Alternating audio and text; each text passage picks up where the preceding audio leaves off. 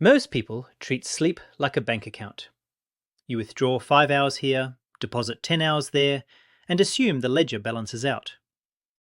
If you operate under this assumption, you are actively damaging your hardware. The biological reality is that sleep is not a bank. It is a scheduled maintenance window for a high-performance machine. When you skip a night of sleep, or even restrict it to 6 hours, you are not simply tired. You are preventing a specific hydraulic system in your brain from flushing out neurotoxic waste. Recent data confirms that this waste accumulates immediately. It is physical matter. And the terrifying part of the data is that catch-up sleep, sleeping in on weekends, does not scrub that waste away. The damage to your cognitive baseline is cumulative. Today, we are going to look at the mechanics of the glymphatic system, the engineering failure of sleep debt, and why hustling into the early morning is the single most inefficient trade you can make with your biology. This is not a lecture on wellness. I am not here to tell you to follow your dreams or listen to your body. I am here to look at the human brain as a biological computer with strict operational parameters. When you violate those parameters, you pay a tax on your intelligence, your emotional stability, and your long-term viability. We are going to dismantle the myth of recovery sleep using data from neuroimaging and fluid dynamics. If you want to optimize your output, you need to understand the specs of the machine you are driving. If you appreciate an engineering approach to psychology and performance, make sure you are subscribed to the channel. We treat the mind as a system to be optimized, not a mystery to be accepted. Let's look at the hardware. There is a persistent myth in hustle culture that sleep is simply a state of inactivity. We view it as downtime, similar to putting a laptop into sleep mode to save battery. The assumption is that nothing important happens during this state other than energy conservation. This leads to the logic that if you can force yourself to stay awake with caffeine or stress hormones, you are gaining extra hours of productivity with no downside other than feeling a bit groggy. This model is fundamentally flawed. Sleep is not a passive state. It is an active, highly metabolic state where the brain switches from processing mode to cleaning mode. During waking hours, your neurons are firing, consuming vast amounts of glucose and oxygen. This metabolic activity produces waste products, specifically proteins like amyloid beta and tau. Think of this like the exhaust fumes from an engine or the heat generated by a server rack. If that heat and waste are not removed, the system throttles. The mechanism that handles this waste removal is called the glymphatic system. It acts as a pseudo-lymphatic network for the central nervous system. During the day, this system is largely dormant, because your brain requires maximum bandwidth for processing external stimuli. However, once you enter deep non-REM sleep, a dramatic physical change occurs. The interstitial space between your brain cells actually expands by up to 60%. This expansion creates channels that allow cerebrospinal fluid to rush through the brain tissue, effectively washing away the metabolic trash accumulated during the day. It is a hydraulic flush. This is not a metaphor. It is a physical fluid exchange that relies on the distinct, slow-wave oscillations of deep sleep to pump the fluid through the brain parenchyma. Research on rodents indicates that this clearance is twice as effective during sleep as it is during wakefulness. In fact, when the brain is awake, this cleaning valve is shut off almost entirely to preserve pressure for other functions. The trap of modern productivity is assuming you can delay this cleaning cycle without consequence. When you cut your sleep short, sleeping 6 hours instead of 8, you are often cutting off the final and most critical phases of this wash cycle. Or, if you delay sleep onset, you miss the optimal circadian window for slow-wave sleep. The result is that the cerebrospinal fluid cannot complete its circuit. the amyloid beta and tau proteins remain trapped in the neural tissue. This is not just about feeling tired the next day. This is about molecular debris interfering with synaptic transmission. The brain is effectively running dirty. It is like trying to run a high-end graphics card that is clogged with dust. It might still function, but the thermal throttling begins. You experience this as brain fog, slower reaction times, and difficulty retrieving words. You aren't just tired, you are running on clogged hardware. The protocol for fixing this is not sleeping more in a general sense, but optimizing for deep, non-REM sleep. This means we have to stop viewing the time in bed as a variable we can manipulate for extra work hours. The maintenance window is non-negotiable. To ensure the glymphatic system activates, you need consistency. The body's internal clock, the circadian rhythm, regulates the release of hormones that facilitate this brain shrinkage and fluid flow. If your sleep timing is erratic, the system fails to initiate the deep cleaning mode efficiently. We must treat the sleep start time as a hard production deadline.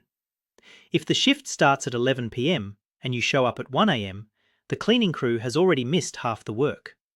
You cannot force them to work faster. The biology has a fixed throughput rate. If you think the immediate brain fog is the worst part of this equation, you are mistaken. The immediate lag is just the user interface glitch. The real problem is happening in the deep storage. The waste product I mentioned, amyloid beta, is chemically sticky. If it is not flushed out nightly, it begins to aggregate. It forms plaques.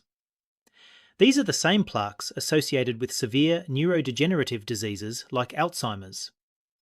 Now, you might be thinking, I'm young, I don't need to worry about dementia yet. That is a calculation error. The accumulation creates a high-friction environment for your cognition right now. And the data shows that even a single night of sleep deprivation, one all-nighter, can lead to a measurable spike in amyloid beta burden in critical regions like the hippocampus and thalamus. You are essentially aging your brain by years in a span of 24 hours. We often hear stories of CEOs or historical figures who claim to operate on 4 or 5 hours of sleep. This creates a survivorship bias. We look at the outlier and assume the human system is adaptable to chronic restriction. We tell ourselves, I'll just power through this week and sleep on Sunday. This is the 5-hour hero myth. The reality is that while some people can maintain subjective alertness on short sleep, their objective biological markers tell a different story. Observational studies in older adults clearly show that self-reported short sleep duration, 6 hours or less, is strongly correlated with higher amyloid beta burdens. The brain does not adapt to less cleaning. It simply accumulates more trash. The person claiming to be fine on 5 hours is often suffering from a degradation of self-awareness, which is ironically one of the first symptoms of sleep deprivation. They are too impaired to realise how impaired they are. Let's look at the production versus clearance ratio. Your brain produces metabolic waste at a relatively constant rate while you are awake. It is a byproduct of neuronal activity. However, the clearance rate is non-linear. It does not happen evenly throughout the day. Since the glymphatic clearance is roughly 90% lower during wakefulness, almost all waste removal is backloaded into the sleep window. If you cut that window short by 20%, you don't lose 20% of the cleaning power. You might lose 50% of the effective clearance, because the deeper stages of sleep, where the flow is strongest, often occur in specific cycles. If you interrupt the cycle, the fluid doesn't flush. The amyloid beta remains in the interstitial fluid. Over time, this shifts the equilibrium. The rate of production exceeds the rate of clearance. In engineering terms, this is a positive feedback loop of failure. The more waste accumulates, the more it disrupts the very sleep architecture needed to clear it. The danger here is latency. You do not feel the plaque forming. You feel tired, which you treat with coffee. Coffee blocks adenosine receptors, effectively muting the low battery signal. But it does nothing to activate the glymphatic clearance. So you feel alert, but your brain is still swimming in waste. This creates a dangerous dissociation between your subjective feeling of energy and your objective neural health. You are revving the engine while the oil is turning to sludge. Over years, this chronic restriction creates a neuroinflammatory state.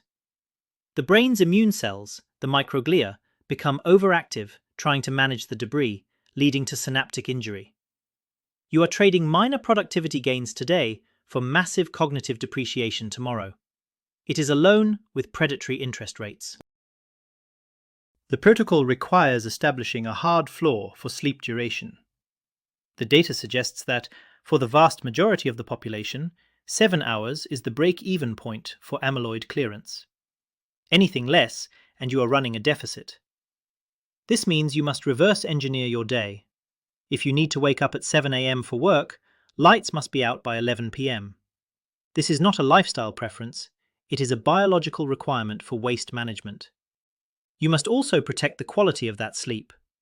Alcohol, for instance, might help you pass out, but it severely fragments sleep architecture and suppresses the REM and deep sleep stages where the glymphatic system is most active.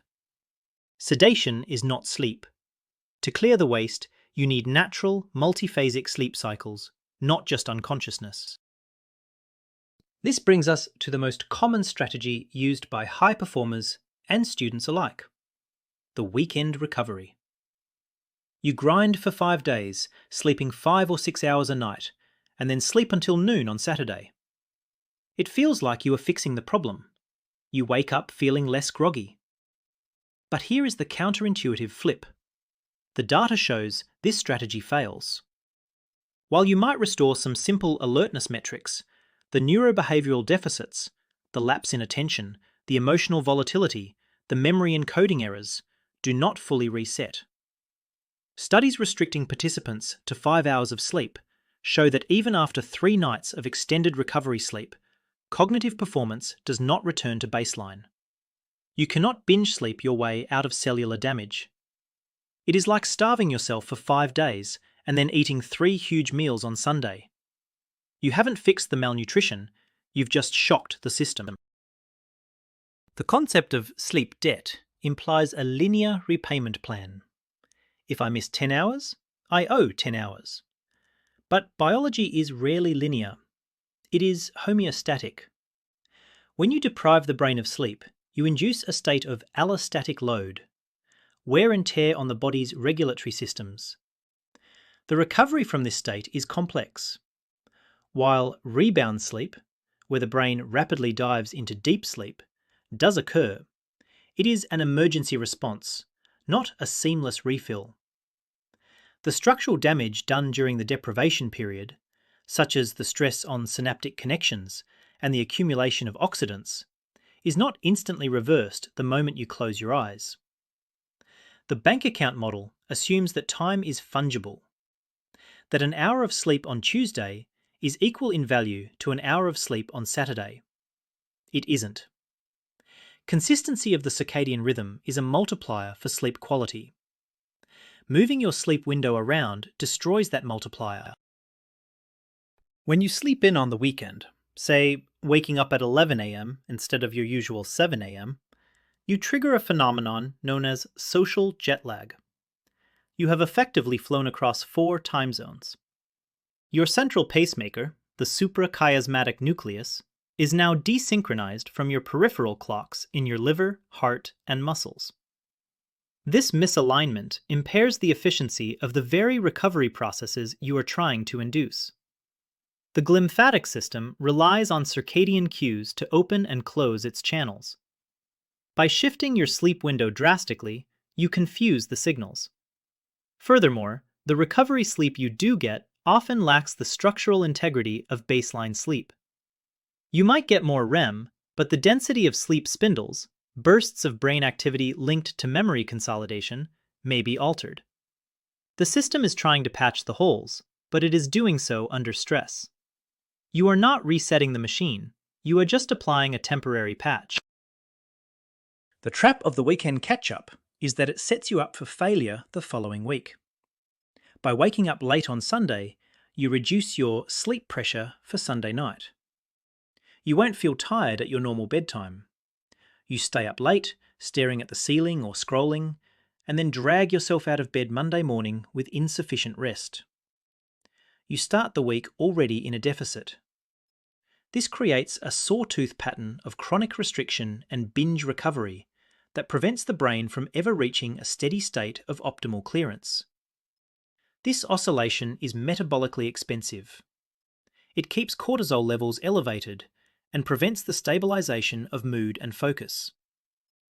You are effectively living in a state of permanent jet lag, all while telling yourself you are catching up. The protocol for effective recovery is counterintuitive. You must keep your wake-up time consistent, even on weekends. This is the anchor point. By anchoring your wake time, you stabilize the circadian rhythm. If you have accrued a sleep debt and need to recover, you do not sleep in. Instead, you go to bed earlier. This extends the duration of the sleep opportunity without shifting the phase of the circadian clock. If you are exhausted, go to bed at 9 p.m. But get up at your usual 7 a.m. This ensures that the glymphatic clearance cycles align with your body temperature minimum and cortisol release patterns. It aligns the software with the hardware. It requires discipline, but it prevents the Sunday night insomnia that perpetuates the cycle of fatigue. Let's pivot to the immediate cost of this inefficiency. We have talked about long-term damage and waste products, but what about your performance right now? If you are a knowledge worker, a programmer, or a student, your primary asset is your cognitive bandwidth. The data suggests that chronic sleep restriction, sleeping 6 hours a night for 2 weeks, results in cognitive performance deficits equivalent to staying awake for 24 hours straight. Think about that. You wouldn't show up to a client meeting or an exam drunk, but functionally, that is exactly what you are doing. You are paying a massive tax on your IQ. You are working harder to achieve less. The friction in your neural circuits means you take longer to solve problems, you make more syntax errors, and your emotional regulation frays. You are redlining the engine just to keep up with traffic. We believe that focus is a matter of willpower, that if we just stare at the screen harder, we can force the brain to encode information. This is false. Attention is a limited biological resource, dependent on neurotransmitter availability. When the glymphatic system hasn't cleared the waste and the synaptic homeostasis hasn't been reset, your brain literally loses the ability to encode new memories efficiently. The hippocampus, the region responsible for learning, becomes resistant to new input. You can read a paragraph 5 times and not absorb it. This is not a lack of discipline, it is a hardware failure. The right head of the hard drive is skipping. Trying to force productivity in this state is the definition of inefficiency. You are burning glucose but producing no signal, only noise. On a synaptic level, sleep is responsible for downscaling. During the day, your synapses strengthen as you learn and experience things. This consumes energy and space. If this strengthening continued indefinitely, your brain would run out of energy and saturate its capacity to learn. Deep sleep provides a global downscaling of synaptic strength. It prunes the weak connections and consolidates the strong ones. This resets the baseline. It improves the signal-to-noise ratio for the next day. Without this reset, the noise floor remains high. Your neurons are hyperexcitable but unfocused. This manifests as distraction, irritability, and an inability to filter out irrelevant information. You become reactive rather than proactive. The data shows that sleep-deprived individuals lose the ability to discriminate between important and unimportant stimuli. Everything feels urgent, yet nothing gets done.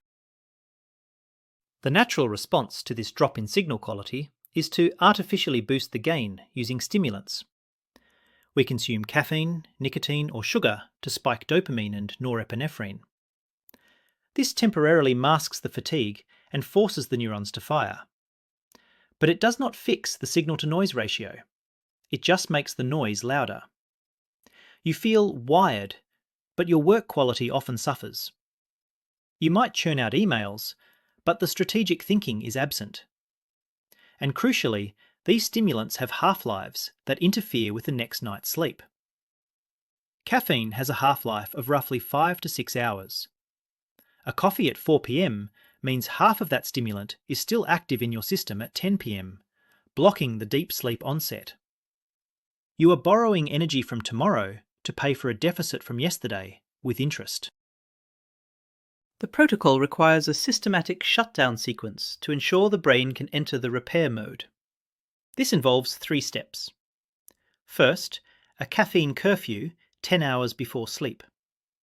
Second, light management. Photons hitting the retina suppress melatonin. You need to dim the environment 2 hours before bed to signal the SCN that the maintenance window is approaching. Third, temperature regulation. Your core body temperature must drop by about 2 to 3 degrees Fahrenheit to initiate sleep. If your room is too hot, or if you eat a heavy meal too close to bed, which raises body heat, you inhibit this drop. Engineering your environment, blackout curtains, cool ambient temperature, and low light, is not about comfort. It is about removing the friction that prevents your biological machinery from engaging its cleaning gears. We need to reframe how we view sleep. It is not a luxury. It is not a weakness. And it is certainly not a bank account you can overdraw without penalty. Sleep is the most sophisticated waste management and system optimization protocol known to biology. The glymphatic system is your brain's only way of clearing the neurotoxic debris that leads to cognitive decline and structural failure. The data is clear. You cannot catch up. The damage done by chronic restriction is cumulative and persistent. Hustling at 2 a.m. is bad math. You are trading a small amount of low-quality output for a massive degradation of your system's long-term capacity. The smartest move you can make, the move with the highest return on investment, is to prioritize the maintenance of the hardware that generates your intelligence. If you are ready to stop fighting your biology and start engineering it, subscribe to the channel. We are building a database of protocols for the mind based on mechanism, not motivation. I want you to treat your sleep schedule with the same rigor you treat your financial investments. Track it, optimize it, protect it. The data shows that the mind is a machine that requires specific inputs to function. Stop trying to hack the system by skipping maintenance. It doesn't work. Start optimizing the maintenance to maximize the output. I'll see you in the next analysis.